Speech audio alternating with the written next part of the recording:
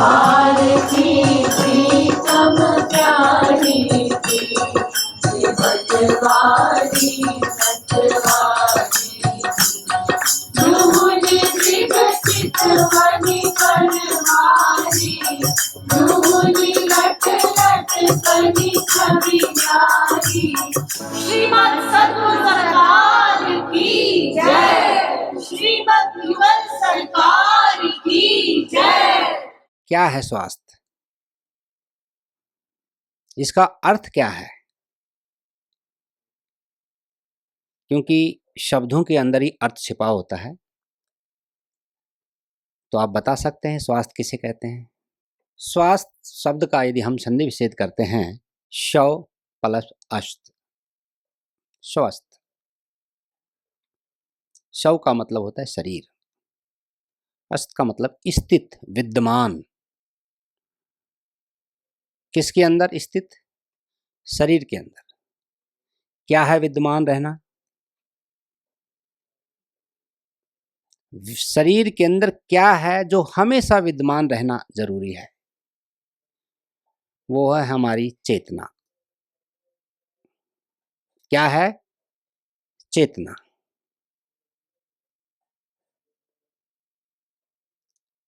हम रात्रि को जब सोते हैं, आंखें बंद हो जाती है, बाह्य संसार को हम भूल जाते हैं और हमारी चेतना हमारे शरीर के अंदर विद्यमान रहती है।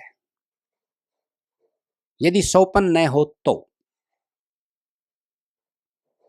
यदि सोपन है तो हमारी चेतना शरीर से बाहर भ्रमण करती रहती है।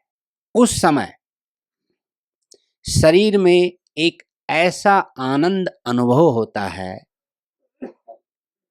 कि आपके कॉन्शियस माइंड को पता भी नहीं कि ये क्या हो रहा है। लेकिन यदि स्वप्न में हो तो कॉन्शियस माइंड को सारी चीजों का पता रहेगा। स्वप्न में क्या क्या चित्र विचित्र चीजें दिखाई देती हैं, कहां कहां हम भ्रमण करते हैं। तो जहां जहां चित्र विचित्र चीजें दिखाई देती है, भ्रमण करते, तो वहां हमारी चेतना जाती है।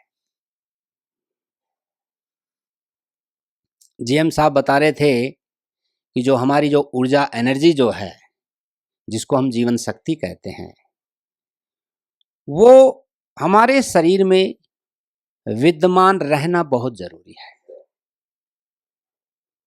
जब विद्यमान नहीं रहती है वो चेतना, तो हम रोगी हो जाते हैं। स्वस्थस्य स्वास्थ्य रक्षणम, स्वस्थ होते हुए यदि हम हमारे स्वास्थ्य की रक्षा करते हैं, उसी का नाम स्वास्थ्य है।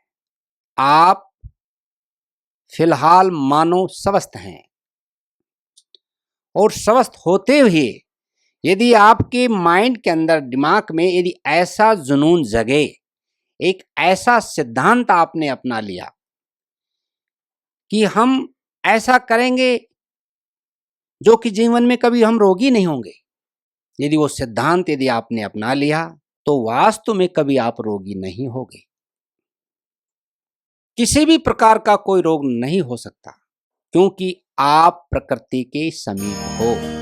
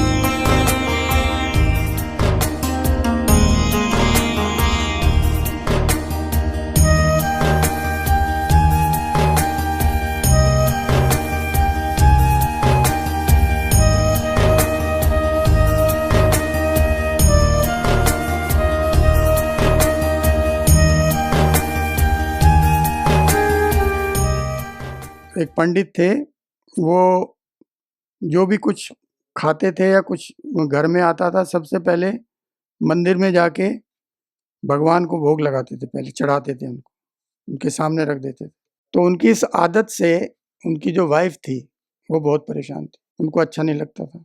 तो एक बार घर में कुछ लड्डू बने, तो वो 4 लड्डू लेके चल दिए। तो उनकी वाइफ ने कहा कि आज लड्डू लेके जा रहे हो, बार-बार वहाँ जाते हो मंदिर में और वो पत्थर की मूर्ति के सामने वो रख देते हो, आज लड्डू खिला के आना उनको।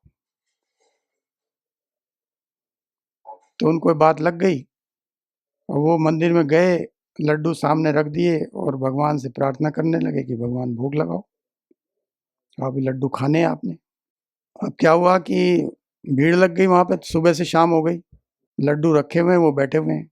तो वहाँ पे इस दौरान मक्खियाँ आईं, फिर चींटियाँ आईं, फिर एक कुत्ता भी आ गया, सबको भगा दिया गया।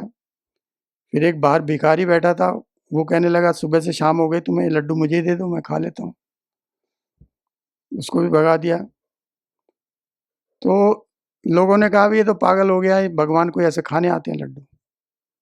तो सब चले गए वहाँ से, जो अकेला रह गया उस बड़ा दुखी हुआ और उसने लड्डू बाहर फेंक दिए सड़क पे। घर आया, उसकी घरवाली ने उसको 4 बातें सुनाई, उसके बाद वो टेंशन में सो गया।